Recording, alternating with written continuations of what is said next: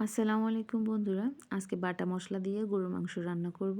তো এই জন্য 22 পদের মশলাগুলো বেটে নিলাম আর গরুর মাংসটা আগে থেকে ধুয়ে পরিষ্কার করে নিলাম। এবার আমি রসুন বাটা, আদা বাটা দিয়ে দিলাম। আর এবার জিরে গুঁড়ো দিয়ে দিব, পরিমাণ মতো জিরে গুঁড়ো দিয়ে দিলাম। এবার লবণ দিব, পরিমাণ মতো লবণ দিয়ে দিব। এবার আমি বাটা মশলাটা দিয়ে দিলাম। গরম মশলাটা একসাথে বেটে নিয়েছিলাম। এবার আমি তেজপাতা দিলাম। এবার হলুদ গুঁড়ো দিয়ে দিব, হলুদ গুঁড়ো পরিমাণ মতো হলুদ গুঁড়ো দিয়ে দিলাম। মরিচ গুঁড়ো পরিমাণ মতো মরিচ গুঁড়ো দিয়ে দিলাম। এবার আমি তেল দিয়ে দিব। পেঁয়াজ কুচি দিয়েছি। পেঁয়াজ আমি আরও একটু বেশি করে দিয়েছি, এখানে অল্প পরিমাণে দেখানো হলো, কাটা যা ছিল ওটা দিয়ে দিয়েছি। এবার সরিষার তেল দিয়ে দিব। আজকে সয়াবিন তেল দিয়েছি, সয়াবিন তেলের রান্না।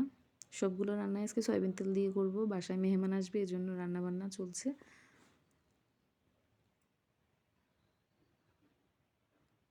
আপনাদের ভাই আমাকে অনেক হেল্প করতেছে। ও পেঁয়াজ এগুলো কেটে দিতেছে, তারপরে সবজিগুলো কেটে দিতেছে। তো আমি রান্নাটা চুলায় বসিয়ে দিলাম।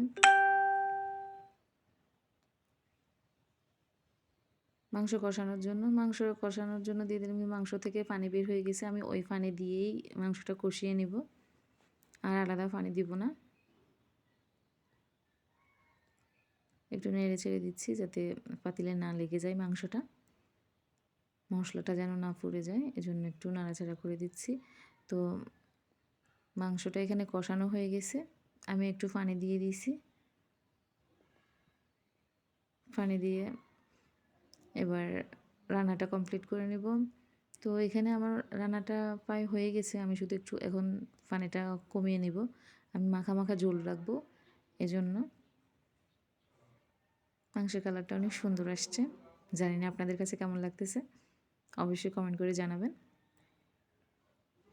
আমি ঝোল আর একটু কমাবো, এজন্য রেখে দিছি।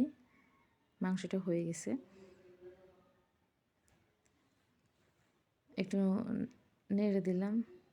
তো এখানে আমি আরেকটা জিনিস ইউজ করব, সেটা আপনারা হয়তো অনেকেই কমেন্ট করে বলবেন যে গরুর মাংসে ধনেপাতা দেয় কি না। আপনাদের ভাইয়ার ধনেপাতা মানে পছন্দ সব কিছুতেই, তো ওর পছন্দটাকেই আমি সবসময় ও যেটা পছন্দ করে ওটাই করতে চেষ্টা করি। তো এজন্য আমি এখানে গরুর মাংসর সাথেও দিয়ে দিছি, ধনেপাতা দিয়ে দিছি। ও বলতেছিল যে ধনেপাতা একটু দাও। তো দেখতেছেন আমার মাংসটা হয়ে আসছে। তো এখানে আমি ধনেপাতা দিয়ে দিলাম। জানি অনেকেই কমেন্ট করে বলবেন গরুর মাংসের সাথেও কি ধনেপাতা দেয়। তো ভিডিওটি কেমন লাগলো অবশ্যই কমেন্ট করে জানাবেন। ধন্যবাদ সবাইকে।